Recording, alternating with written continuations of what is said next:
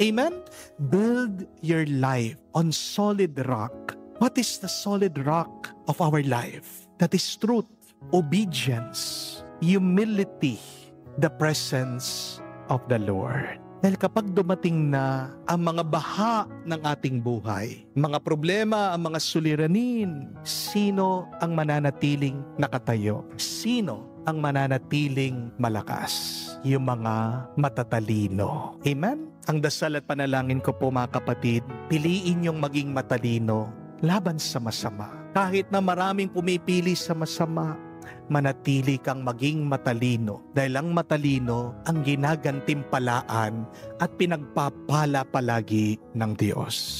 Huwag nating hintayin na masaktan bago tayo matuto. Matuto ka na habang maaga. Matuto ka na sa iyong sakit at problema. Matuto ka na sa ibang taong nahirapan.